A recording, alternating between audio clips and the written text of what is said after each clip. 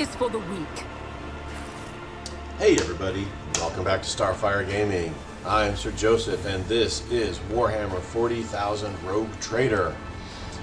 We just, I believe, killed the Homunculus guy, though it could have been yet more clones. He's got a ton of them evidently. Something was stolen, and he did mention something about working with some humans that betrayed him. But now we're going to take this elevator up and see what else is going on here.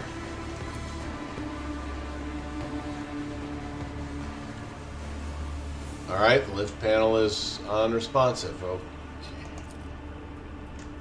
Alright, did we miss something?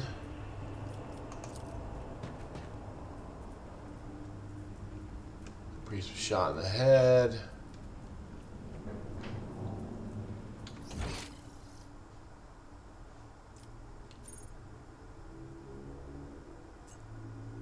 We went through all of this stuff here. I'm not sure what's staying on the map.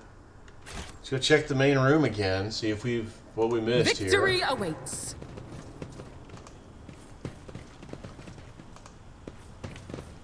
I would be a bit upset if they just were like, yeah, we put that thing there that you can't do, but we just got it so it's going to make you waste your time trying to figure out how to activate it.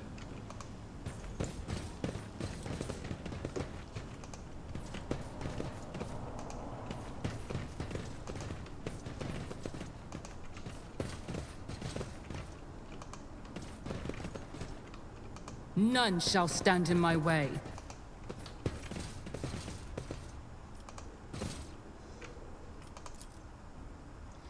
Yeah, that just says there's a big hole there.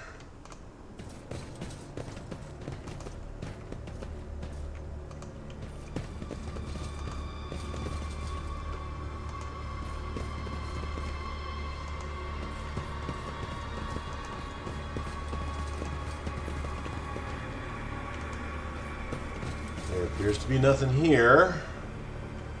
I won't tolerate weakness.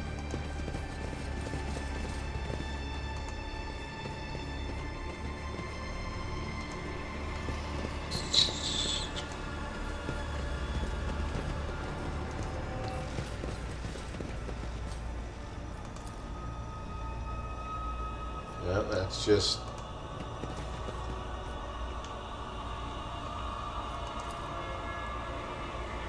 taking blood.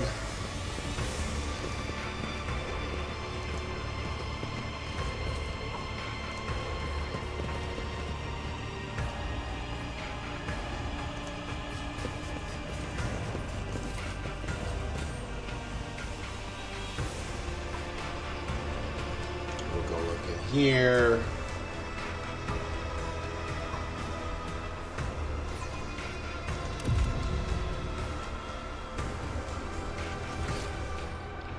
Looks like we checked everywhere. I'll lay claim to the stars. Cut through here.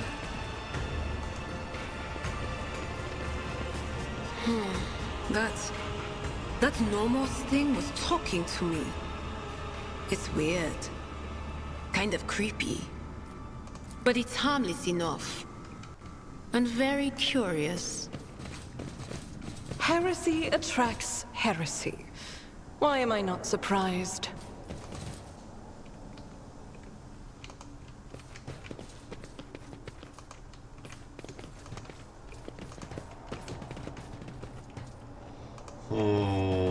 This is annoying. It's about time.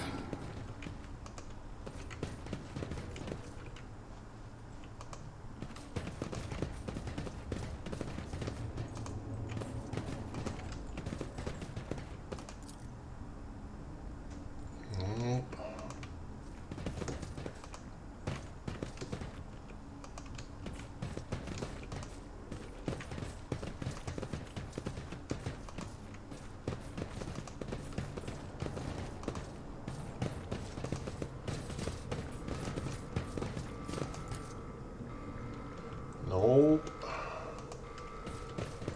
Any challenge for me?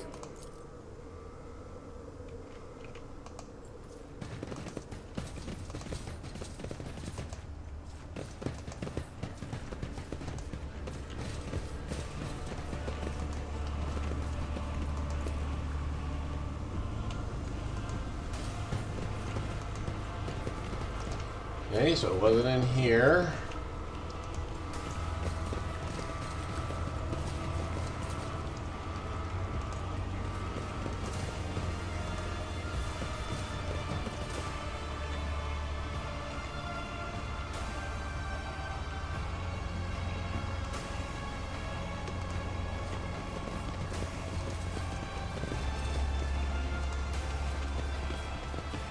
Follow Alright, my let's lead. go check some more of this area. This is annoying as all get out here.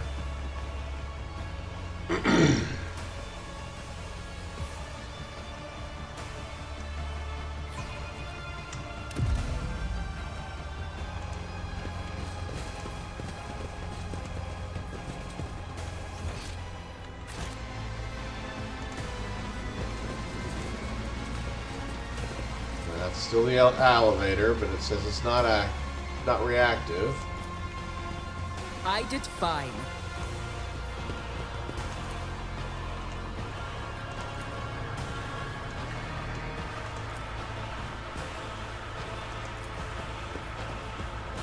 The sacred halls of research desecrated by the Xenos Cervantes, I hereby declare subject to purgative eradication.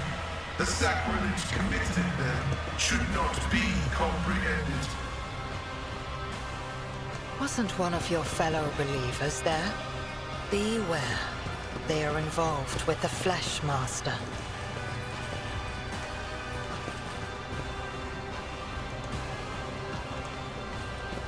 So this opened up this door.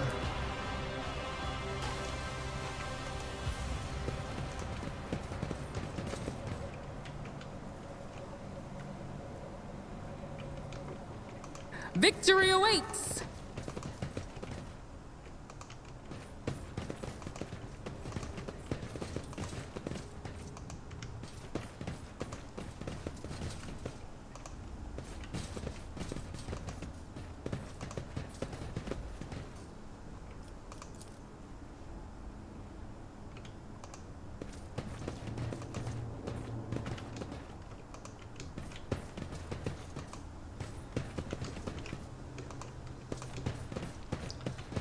Don't know here.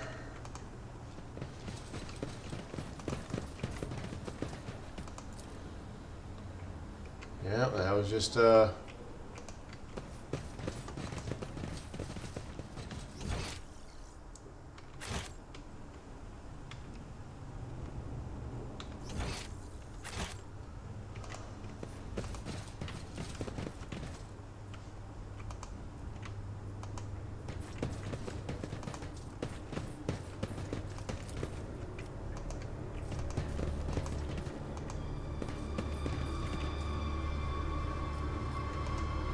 See, right there.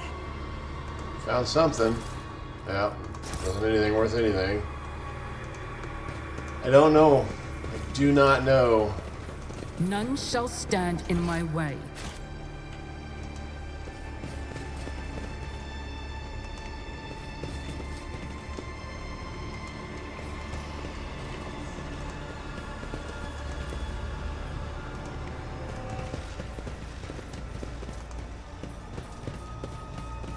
Maybe going outside. Oh, here we go. The Voxcaster under your armor suddenly spits out a cacophony of sounds. The growl of chain swords, human screams, the screech of metal, and the rattling interference of an active Voxcast. Working the buttons, switches, and tumblers only makes it worse. Let's fix the Voxcast. Skillfully wielding your tools, you open the device's case and check each part's conditions. The Voxcaster does not enjoy your manipulations and hisses at you. Then the lumens on the screen glow red and the broadcast stops. But the calm does not persist for long. Right before your eyes, the device's remains burst into purple sparks, and the dead speaker emits the familiar voice of Speaks with Gods, hoarse and feeble. O Starborn, Scar Herald of the Eagle God, Hear the prayers of your servant sent to you through something myriad forests of Quetzaltemur. The nightmare has become real. The darkness left the forest, but the light of the dying star can't still be saved. The heart of the forest calls out for you. As soon as the priest's voice stops, your entire body arches with a crack as if electrocuted. You are standing on the tip of your toes, staring at the crimson sky at dusk that has turned into an ocean of spilt blood. Its still surface is broken by a hand with fingers covered in rings, and Caglios Winterscale emerges from the depths, only to take a single breath and disappear once more into the blood. It happens again and again and again until he finally notices you. He throws out his hand and reaches for you. He reaches out and the illusion fades away, leaving only a splitting headache in its wake.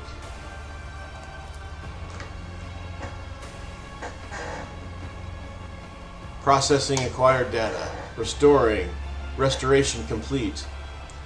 The Sky Herald's voice of the priest comes from Pascal's Vox system. O Starborn, Sky Herald of the Eagle God, hear the prayers of your servant, sent to you through the myriad forests of Quetzaltemur. The nightmare has become real. The darkness has left the forest, but the light of the dying star can still be saved. The heart of the forest calls out to you. We got it pretty much mostly. Adira digs her nails into her face, purple streaks gleaming at the ends of her hair. The dusk sun has reached the treetops, and the crimson heart has struck the last beat. The dying stars have no hope left. Run, fools! Back! Quickly, we must return to the settlement. It may be a psyker sorcery that leads us, but in the end, we will either help those who await us or purge the world of more corrupted delusions. I could barely understand the speech of this Monkey, but one thing is clear. Their settlement needs help. I care little about the woes of those primitive creatures. I am simply paying reparations for the pain that my kin has brought upon this world. Go to the village.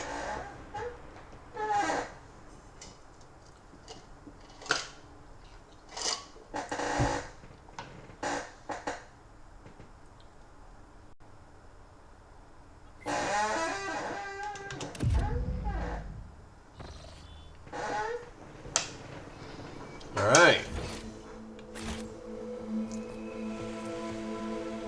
She's got a head trauma. Do we have a kit that can get rid of that?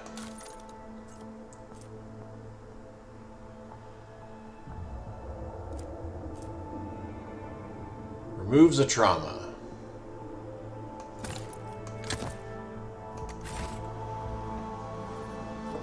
I tire of idleness. Let's move. Get a grip of yourself. Thank you. There we go. Now let's get something that actually heals damage.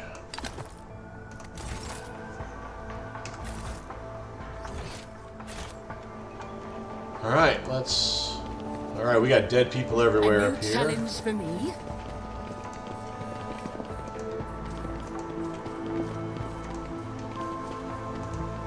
Okay, nothing here for us.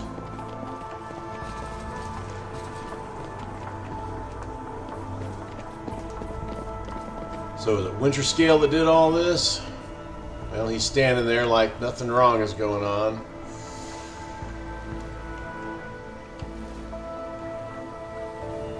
Got people staked to walls.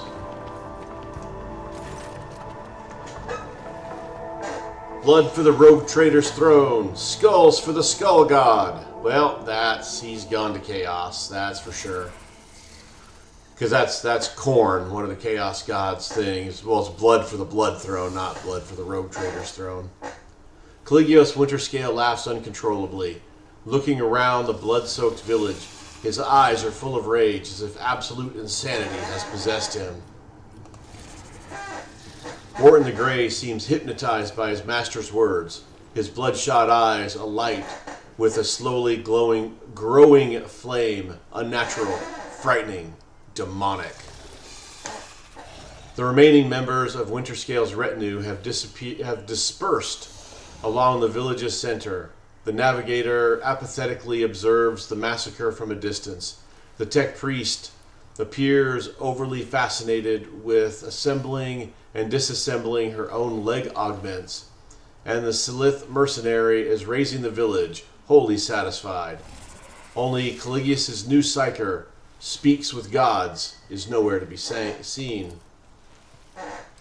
By the Golden Throne! In a daze, Argenta looks at the butchered bodies of the local villagers, men and women, young and old. What offense did these poor souls commit to deserve such a gruesome fate? Caglios turns around and gives you the broadest of smiles. Ah, Ignatius! How was your hunt?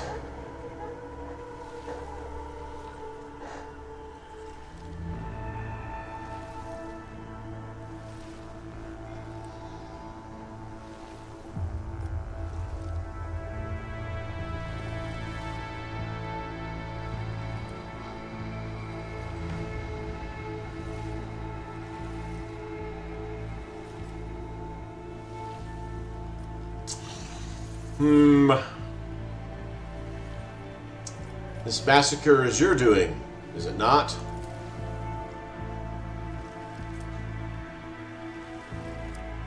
Caligios' smile grows faint, condescending. You convinced me to stop hunting the Xenos, new blood.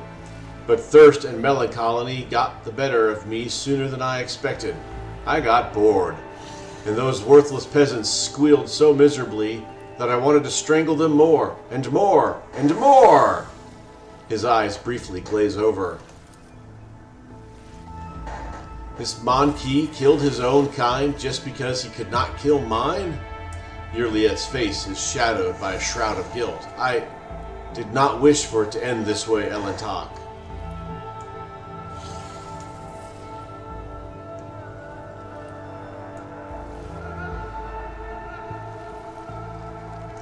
What happened to you, Caligios?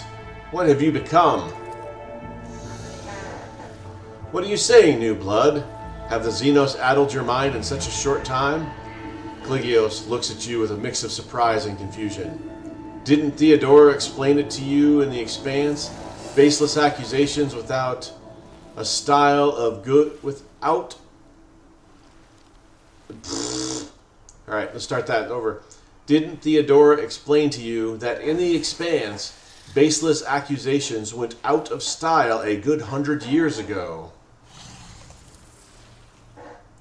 His palate is mixed in a very strange way. The red completely covers his eyes, but everything around him glows gold and silver. I think that his lordship, Caligios Winterscale, simply does not see the true colors of his deeds.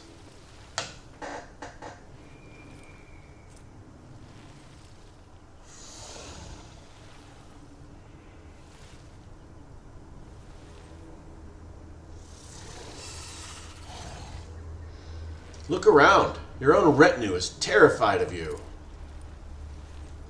I am the Rogue Trader, a warrior of the God Emperor, and the great ruler of my dynasty. They should tremble in the face of their master's power, but not out of fear, no, out of reverence. Winterscale grins at his retinue, but it is not enough to dispel the oppressive silence. The tech priest bows her head until her face is completely obscured by her hood. The navigator nods curtly and quickly averts his eyes, and the Slilith is licking a fresh wound that may have been inflicted by a power axe. What's the matter? Am I truly so terrifying that you cannot even look at me? Caglios growls in exasperation. Where is that ridiculous psyker? At least he knows how to honor his master with his words. Old man! The unit that identified itself as Speaks with Gods has been annihilated, Lord Captain. You personally conducted the execution. Your reasoning was, I quote, Caglios' voice emerges from the tech priest's intricate system of cables and speakers. You think I need saving, old man? You say you can see the future? Well, did you foresee this? The buzzing of a power axe is blunted by human flesh, followed by a cry, a gargle, and the dull sound of a body falling to the ground.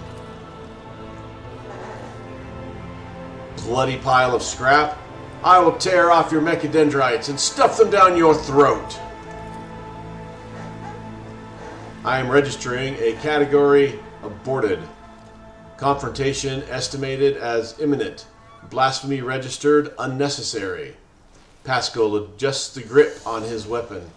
His visor turns scarlet, and the dot of his aiming laser lights up on Wharton's chest. You go, Pascal. I don't remember anything like that. Caglios shuts his eyes and grips his head in confusion.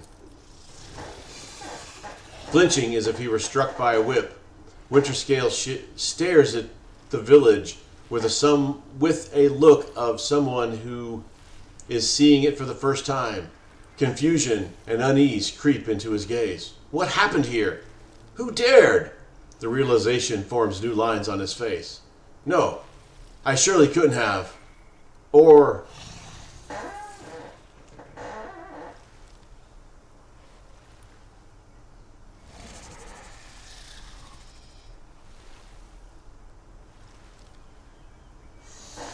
What do you think, Argenta? The Rouge Trader cannot atone for his crimes before the God Emperor. His soul will only be saved by the cleansing flames. To accept death from a sister of battle would not be the dullest of fates, Caglios smiles bitterly. This is your last chance, Caglios. Cleave this upstart in two with the axe that I blessed for you. Skin him and bathe in his blood. We will forget everything and continue our journey. To hunt and to kill. This is the way you prefer to drown out your loneliness and boredom, is it not? This is all your doing, you wretched cur! Caglios swings his axe at the arch-militant, but he evades the mortal blow with the grace of a viper. I showed you mercy, and you have been corrupting my soul this entire time. Forcing me... No one forced you, Caglios. I merely enabled your desire, fostered it, and made your crimson rage blossom. You suspected, yet your own pride stopped you from recognizing your weakness. Wharton's speech becomes more and more distorted with each word, and a thought swells in the back of your mind. You wish to kill him, tear him apart, here, now. Weak, worthless fool! I have spent so many years growing this rage inside you, and still you resist. Did you think you could refuse the blessing of the Skull God at the last moment? Well, one way or another, he will claim you. Wharton's flesh bursts, and the last thing you notice is his hateful gaze turning on you. Glorious carnage!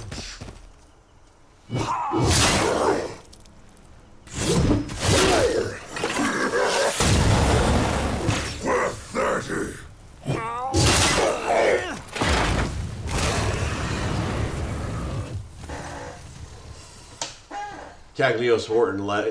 Caglios Winterscale lies on the ground, staring into the endless sky of Quetzaltemur. His pelvis is twisted unnaturally, his legs are not moving, and an exposed bone shard protrudes from his right arm. Blood streams down his chin in a thin rivulet with no sign of stopping.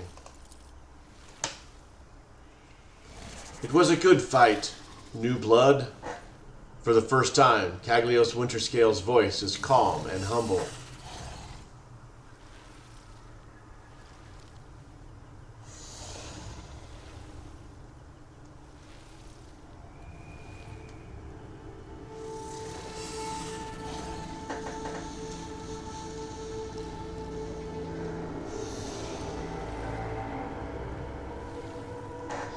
It was a good fight, Caglios.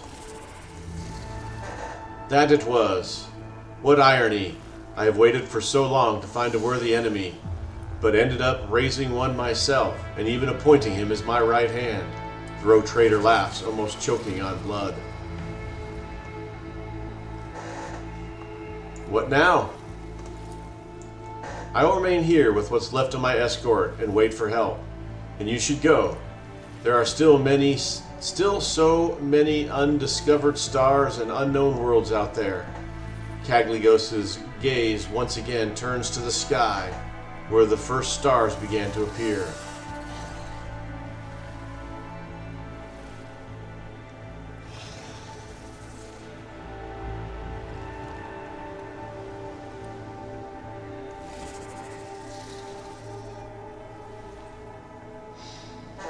I will take you to the Emperor's vow.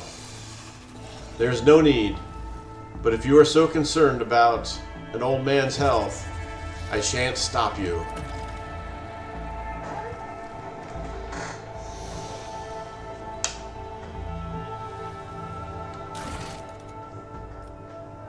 Oh, that's it there, okay.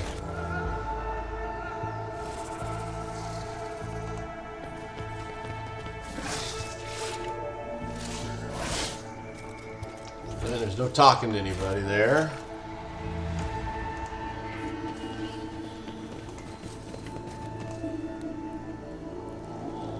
Wired okay, we already have seen that. Just kind of...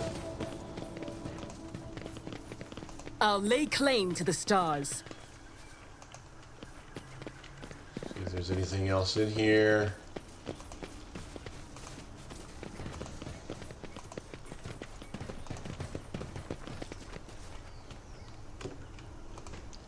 I don't think there's anything else in here, so I guess it's head back to the ships. We've got to go to Footfall eventually.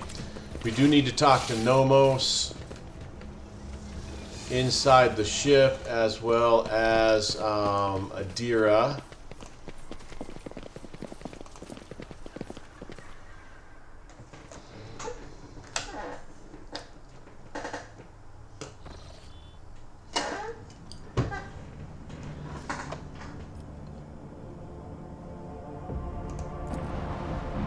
Alright, so that doesn't do anything. Alright, we're going to talk to Nomos and Adira.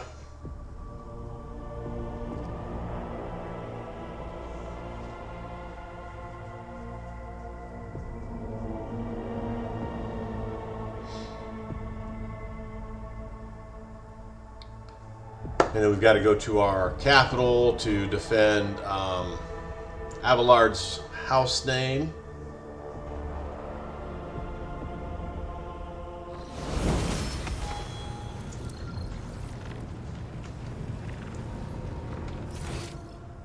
Alright, Nomos is over here on our cogitator, I'm assuming.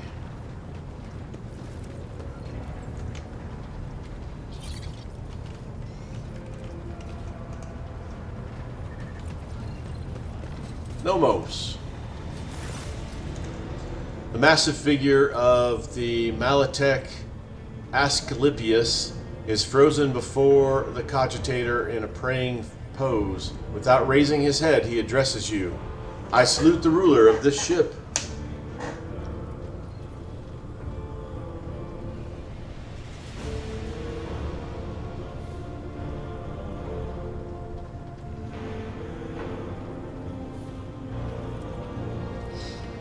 You were in a servitor's body at my Magna Ascensio, Nomos. So why is it you are once again in a cogitator? Nomos are not in a cogitator or in a servitor.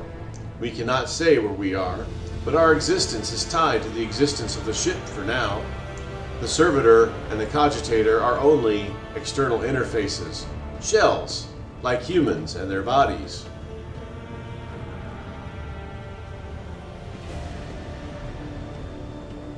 Bodies are not merely shells. No, they are shells. The rasping voice sounds adamant. A human's existence is more than the existence of its shell. This is obvious to us. There is always something more, something that shimmers and shines, for which the dark light and the wicked hunger are always reaching, are always reaching. So you really are the spirit of the ship. Nomos is silent for a long time, as though mulling over your words. We do not know what we are, but the ship is not us. The ship is our cradle. We may rise from it one day. We would like that. Enough about that for now.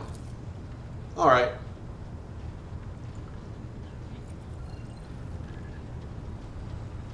I see you have found your great spirit, Asclepius. I have found a miracle and the end of my worldly road. I have never seen and never will see anything more meaningful than the spirit in Nomos. In the face of its multitude, we are all nothing but the fixed values of an erroneous function.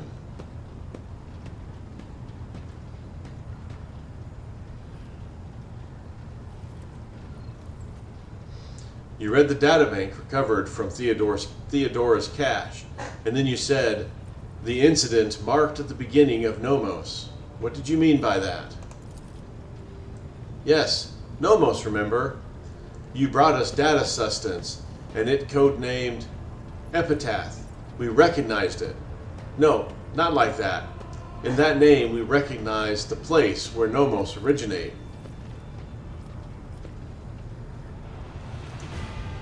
Incident N872-04 was a shipwide system failure of some kind, and Epitaph had something to do with the ship flying better. The incident marked the beginning of us. The ship became better because of us too. These are all links in the same chain, but we cannot piece them together yet. The people who accompanied Theodora on her travels are strangely aware of the incident and Epitaph. Human shells are subject to external influences. Perhaps someone purged their memory archives, or perhaps they simply do not want to access them. It is a shame that no new information was obtained, but Nomos are grateful that you tried. Nomos suddenly falls silent. Symbols race chaotically across the screens of the huge cogitator, and you hear an almost human groan come from the depths of the machine. Nomos, understand, realize, comprehend themselves. For a moment there is silence, broken only by the moans of the huge machine, and then the cyber gargoyle begins to speak, and with it, the other servitors chosen by Nomos. We have analyzed the data with which you have sated us, and we have recreated the sequence of events. First, there was Epitaph. It is a world, but it is merely a case, a container, for something we cannot name and cannot understand.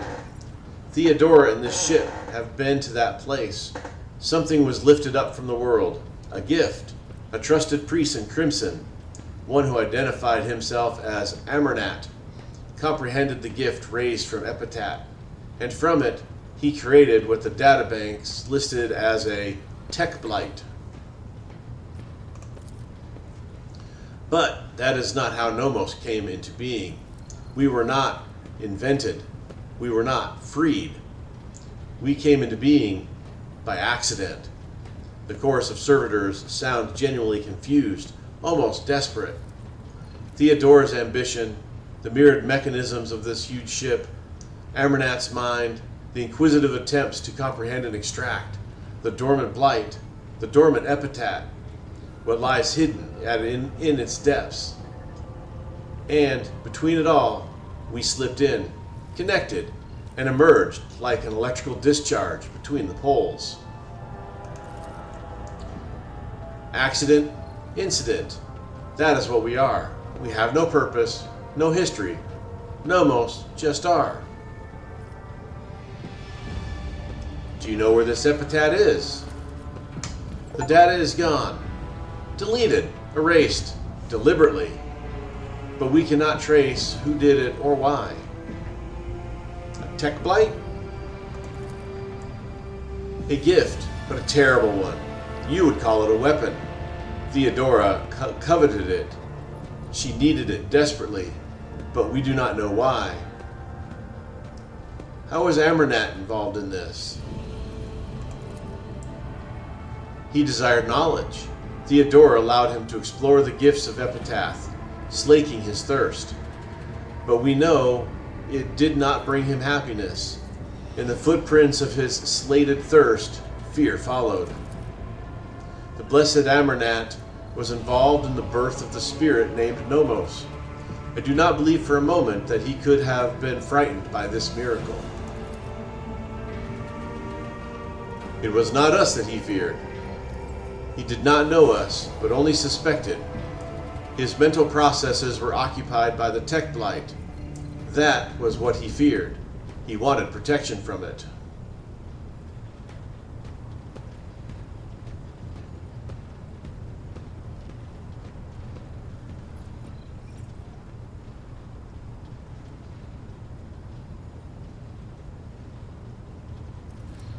The ship was on Epitaph. Amernat traveled aboard it, investigating the tech blight, and Nomos was born as a result of the incident. So how is it possible that no one in the crew knew the whole truth? The truth was hidden, deliberately. Your officers' memories were stolen. All the cogitators' memory banks were wiped. It took you feeding us the truth bit by bit for us to piece it together and understand.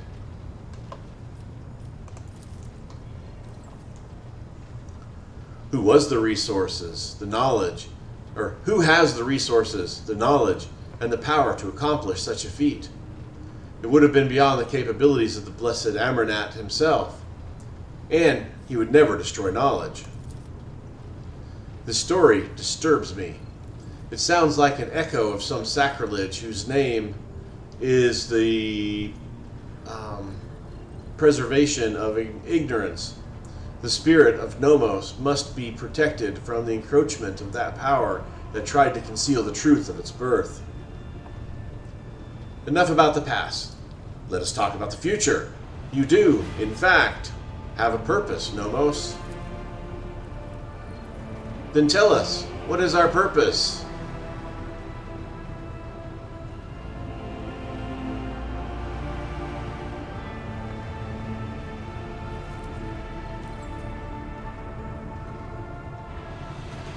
To simply live, comprehending yourself and the world. Life does not need a purpose to justify itself.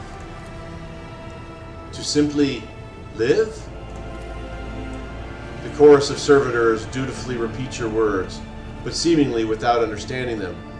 Nomos is preoccupied. The huge cogitator continues to sing its creaking song, running unknown calculations.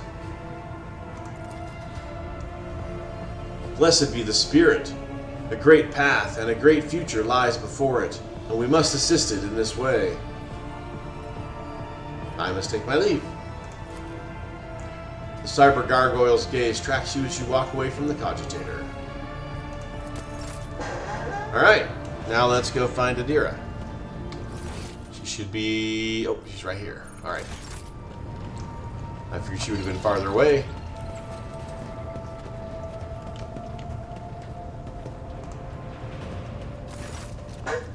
When Adira sees you, her lips curl into a smile, and she nods at something over your shoulder. Adira, how are you?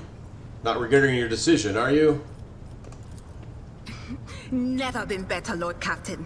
No joke. As soon as I stopped fearing for my life, even the voices in my head quieted down. But don't get me wrong, they will come back. And one day I'll find myself in a situation I can't get out of. But for now, I'm fine. And it's all thanks to you. Adira smiles broadly. You know, I think it's pretty ironic that my gift lets me see the future, when thinking about the future is the thing I'll do anything to avoid. Substances of all kinds, jokes, stories about their good old days. I hide under them all like a blanket. As long as I don't poke my head out, everything will be okay. At least, That's what I thought. But I'm tired of living other people's stories. I want to tell my own. I don't know when or how mine will come to an end, but I'm going to do everything I can to make sure that somebody someday tells at least one decent story about Adira Tlass. And I can't think of a better way to do that than by standing shoulder to shoulder with you. One story? Don't sell yourself short. You and I have already had enough adventures to fill a tome. Then what are we waiting for? Get a scribe in here. We need to get all this down before we forget. But we have to make me more heroic and powerful so that I come out looking the best next to your other companions. What do you reckon? How many wastrels have we slaughtered? 1 million? Stuff that. Let's make it 2. All right. Of course. Always at your service. Whenever you need me. Alrighty, so let's take a quick look at our journal. So we need to go to Footfall. We need to go to Dargonus. And we need to go to Footfall. So let's go to Dargonus next.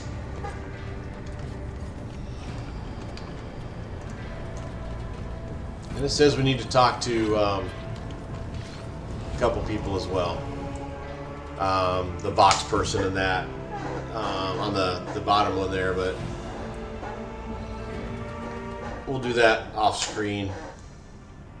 All right.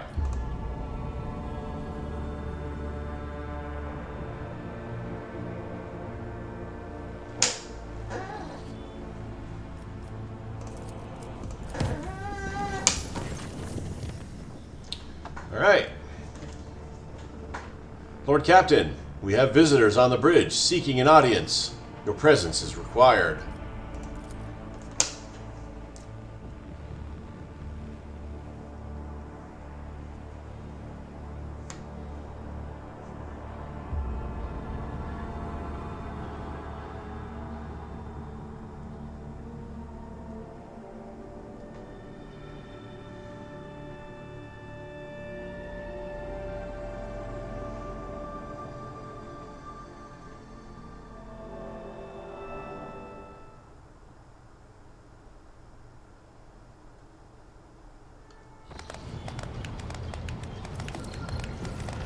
There's a bunch of people clapping.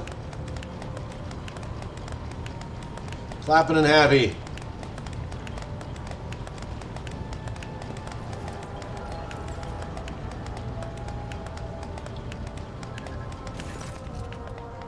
Your Lordship, the High Factorum bows low. Every few moments, Danrock brings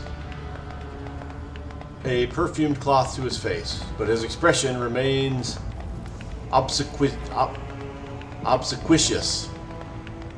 think that's how that's pronounced. Members of your crew had made a request to allow them to proclaim their most profound devotion to the Lord Captain.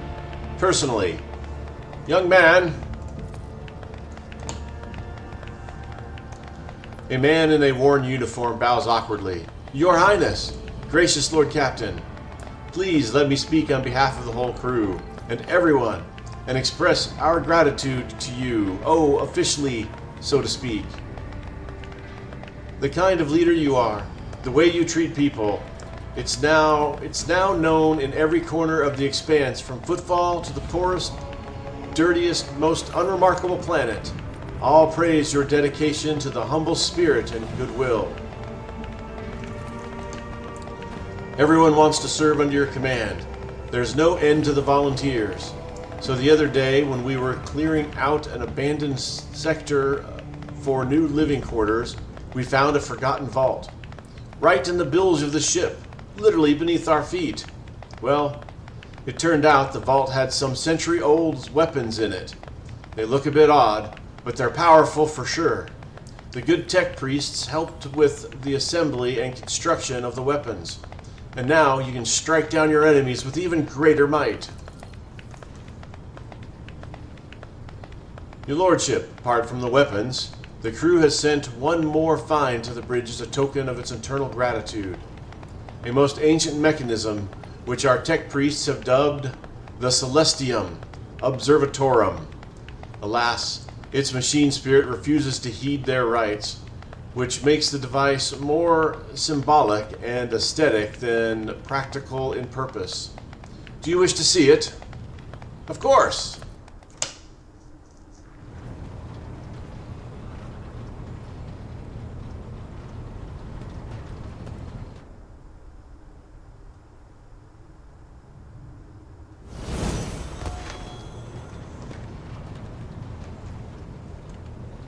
It looks like a giant, what's that? Sextant. That's what that's called. A giant sextant. The celestial observatorium looms over the deck. While the spirit of its ancient mechanism has gone silent forever, the words intricately inscribed on its frame can still serve as a source of resolve. A keen gaze sunders the darkness, a bloom with deceit, and reduces all corruption to ash. Alright.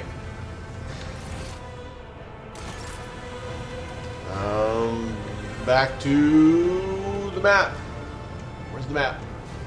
There's the map.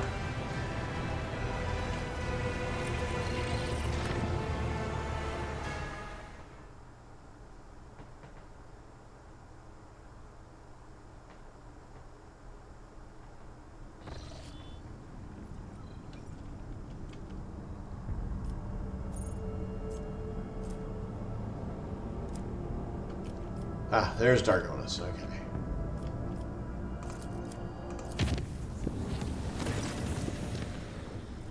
Now there's a rumor here for one-way road. Lord Captain, we have found the trail of the elusive Contempt. The ship was sighted in Lolathian Passage. If we go after the pirates right now, we can catch them before those arrogant scoundrels slip away again. Where's Lolathian Passage?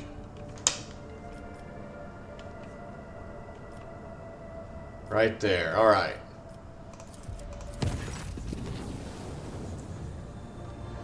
The Voxmaster's puzzled voice distracts you from your duties.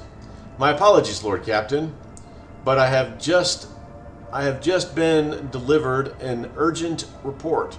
Cargo Bay 73G has received some unusual cargo, if one can call it that.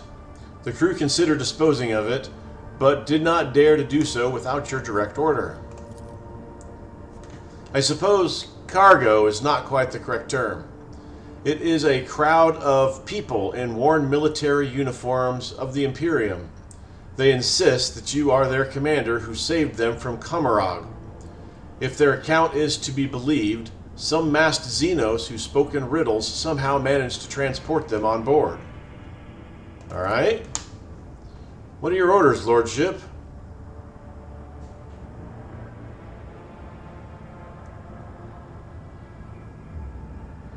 Was there a Xenos in flashy clothes speaking in rhymes by any chance? Vigdis falls silent for a moment, either processing what she just heard or making inquiries through other Vox channels. Eventually, the Vox comes to life again. No, your lordship, and I doubt that such a conspicuous character could have slipped by unnoticed. I will inform you if the crew reports seeing anyone like that. Provide them with cabins and put them to work. They are part of the crew for now. I will see to it, your lordship. I dare not disturb you any longer. That's kind of cool.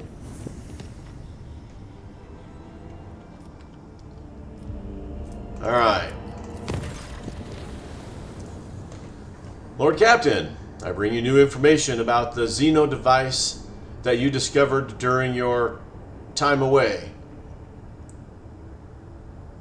Ever since your return, the tech priests have been making every effort to comprehend the nature of the mysterious technology, and they have succeeded to an extent. After many rituals and pleas to the machine gods, they awakened the Xeno artifact. For but a moment, it produced a holographic copy of a planet and coordinates that matched a location in Langaren's belt. Perhaps you will wish to see with your own eyes what this destination holds. Where's Langeren's belt? Right there. Oh, now there's this around there for... Alright. Chasing the elusive contempt. Alright, let's go in. Death world with unidentified ruins. Oh. Something there we didn't explore, or we just didn't...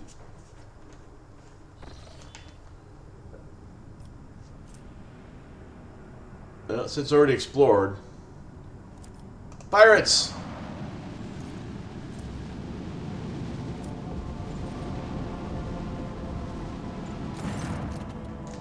The pirate flotilla has gathered in the system with an especially prosperous extractum. The Augur crew reports that all of the Void ships share the signature with the elusive contempt. You hear a familiar, cheerful voice from the Vox. Shelby, the protospeculator, sighs theoretically. You're hot on his heels, coming between him and his fortune. The cargo ships are just about to take off from their bountiful planet, but the Rogue Trader himself wishes to rudely interrupt their plans. But that is quite all right. Shelby sounds thrilled by the sudden competition. The elusive contempt's captain is ready to wait for the next opportunity, and for now he'll leave you with the good company of his friends. You see the pirate flagship beginning to maneuver to escape to warp.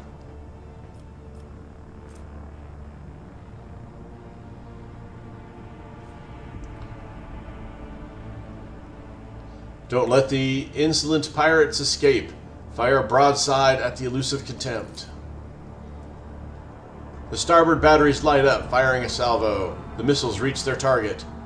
Despite a direct hit, the elusive contempt manages to slip away once more, though it won't recover from the damages anytime soon.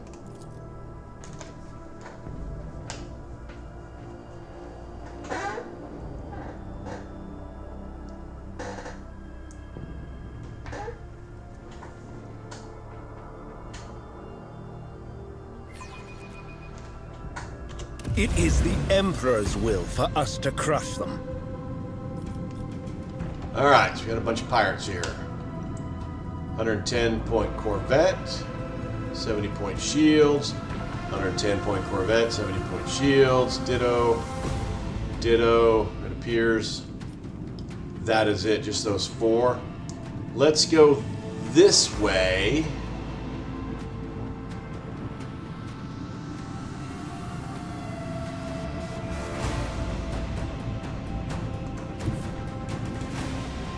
Wait, before we do that,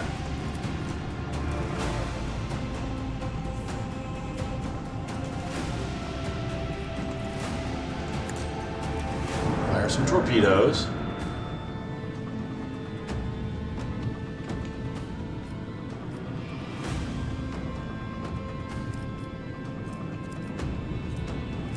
Alright, then we're going to go this way.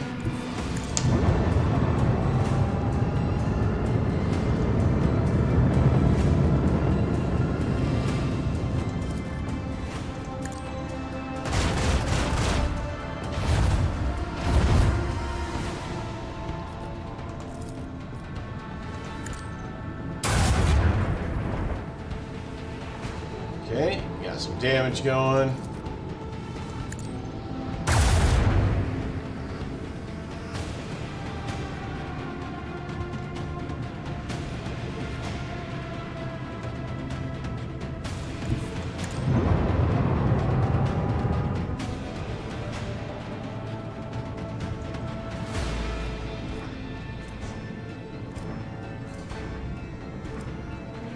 That's about all we got this time around.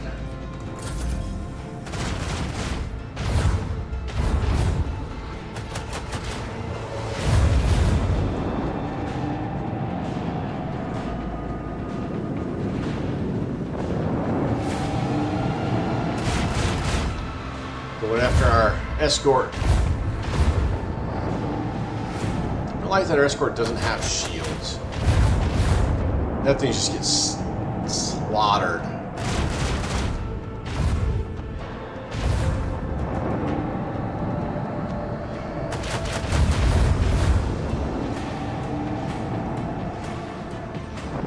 That's probably not the best place to stop.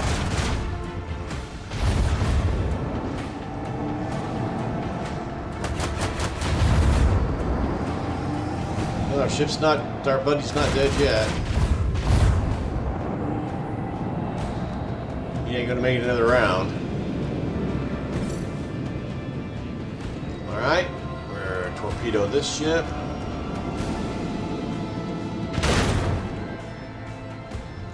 Not enough to take it out, but close.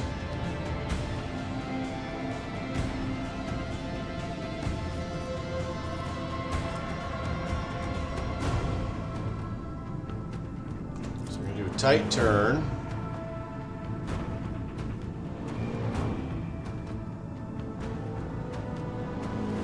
So if we go there. Okay, we can still get the shot off.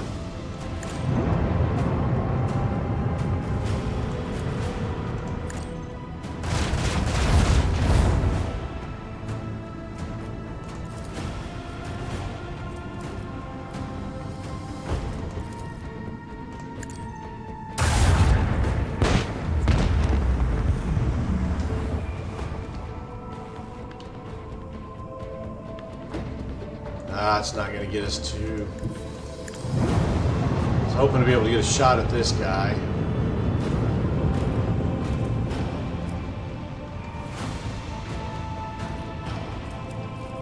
So this is the jump forward. Now we can shoot it. There we go. 2 of them down. Let's go ahead and recycle our shields.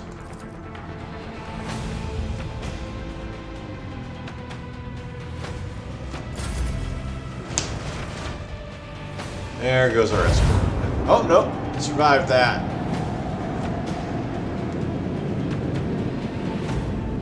There goes our escort. Return to ashes.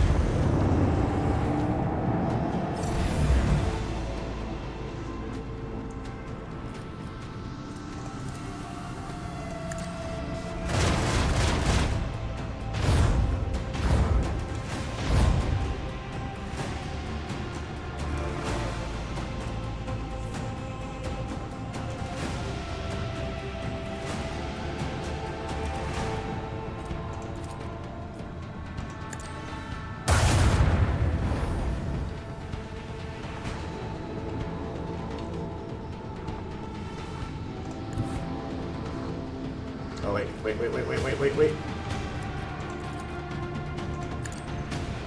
Launch torpedoes.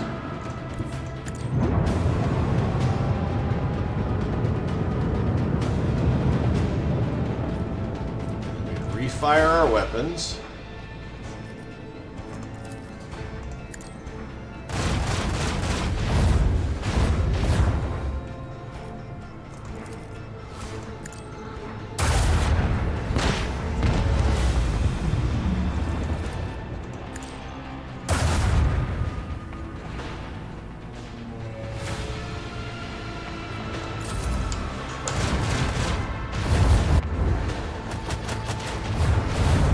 Man, it's just chewing us up.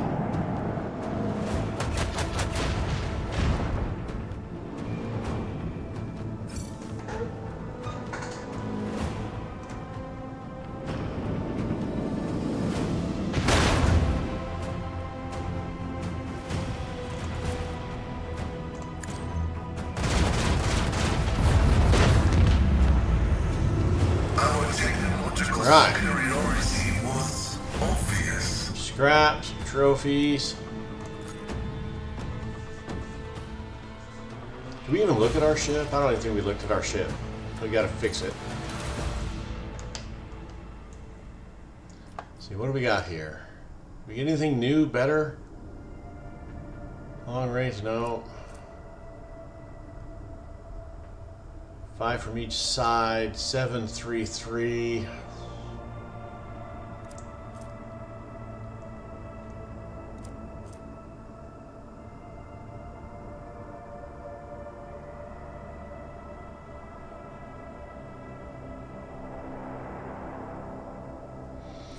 I think we're good where we're at. Let's go ahead and repair the ship.